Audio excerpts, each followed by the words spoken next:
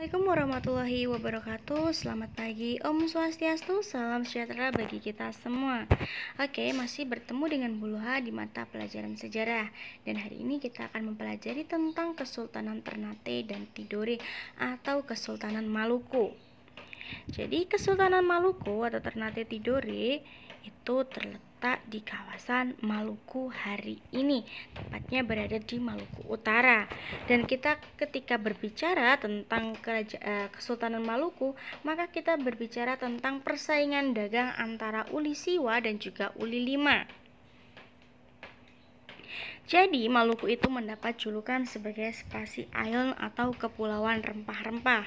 Sampai pada akhirnya karena begitu maraknya perdagangan rempah-rempah di kawasan Maluku ini menimbulkan persaingan perdagangan antara yang dikenal dengan Uli Lima yang dipimpin oleh Ternate dan juga Uli Siwa yang dipimpin oleh Tidore, di mana Uli Lima itu dipimpin oleh Kesultanan Ternate dengan negara bagiannya Bacan, Seram, Obi, dan juga Ambon. Sedangkan Uli Siwa itu dipimpin oleh Kesultanan Tidore, meliputi daerah Halmahera, Papua, dan juga Jailalo. Sampai pada akhirnya Kesultanan Ternate itu bekerja sama dengan Portugis dan juga Tidore bekerja sama dengan Spanyol. Jadi di sini bangsa asing mulai datang ke daerah Indonesia atau Nusantara hari itu. Nah, akhirnya terjadilah pertentangan antara Spanyol dan juga Portugis. Sampai pada akhirnya terjadilah peperangan yang tidak ada hentinya, sampai akhirnya Spanyol dan Portugis sepakat untuk melakukan perjanjian yang dikenal dengan nama Perjanjian Saragossa, di mana Spanyol harus mau meninggalkan Maluku dan juga dipersilakan untuk memperkuat kekuasaannya di daerah Filipina. Kemudian Portugis juga mulai membangun benteng yang dikenal dengan nama Benteng Sao Paulo untuk untuk melindungi Kesultanan Ternate dari serangan Tidore. Tapi apakah demikian? Tentu saja tidak. Di sini Portugis justru malah mendominasi kegiatan perdagangan rempah yang ada di Maluku. Ya, namanya juga Marok ya. Melihat begitu kayanya Maluku akan rempah-rempah, maka Portugis jadi lupa bahwa tugas mereka adalah bekerja sama dengan Kesultanan Ternate.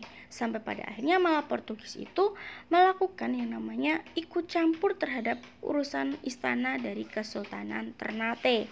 Bahkan dia pernah menjalin kerjasama dengan Sultan Hairun, namun Sultan Hairun malah ditipu dan akhirnya dibunuh oleh Portugis. Dan inilah yang menimbulkan kemarahan masyarakat Maluku dan memilih untuk perang melawan Portugis. Sampai akhirnya bangsa Portugis pun mengalami kewalahan ketika menghadapi masyarakat Maluku menghadapi kesulitan ketika melawan Portugis. Sampai akhirnya datanglah Belanda di Kepulauan Maluku. Akhirnya Belanda pun bekerja sama dengan Kesultanan Ternate. Sampai pada akhirnya terjadilah pertengkaran atau peperangan antara Belanda atau VOC dengan Portugis. Siapa yang menang? Jelas saja Belanda. Sampai pada akhirnya Portugis harus mau meninggalkan Maluku. Kemudian Sultan Baabullah harus mau tunduk di bawah Belanda karena tadi Belanda bekerja sama dengan Ternate. Belanda juga meminta syarat sebelum bekerja sama dengan Kesultanan Maluku. Akhirnya Belanda membuat kesepakatan dengan Sultan Baabullah di mana menghasilkan kerugian sangat terhadap Kesultanan Maluku atau Ternate ini, di mana akhirnya masyarakat Maluku harus melakukan penyerahan wajib atas rempah-rempah yang mereka hasilkan.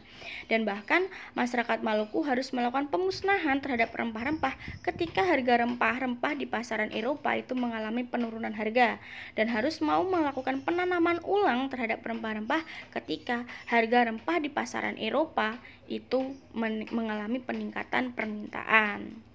Dan akhirnya di sini juga Belanda menerapkan yang namanya pelayaran hongi atau patroli terhadap Laut Maluku.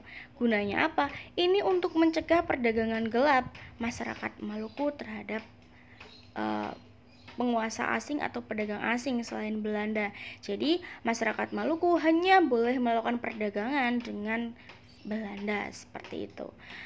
Kemudian bagaimana kehidupan sosial dan juga agama ekonomi di masyarakat Maluku? Agamanya yang pertama adalah Islam dan yang kedua adanya agama Katolik. Bagaimana bisa Katolik ada di Kepulauan Maluku? Ini karena kedatangan Portugis selain mencari rempah-rempah itu adalah menyebarkan agama Katolik yang dipimpin oleh Franciscus Xaverius. Di mana disinilah agama Katolik akhirnya berkembang di kawasan Maluku.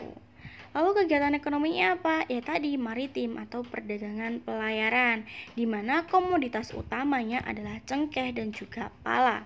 Oke, terima kasih untuk hari ini. Kita akhiri. Wassalamualaikum warahmatullahi wabarakatuh.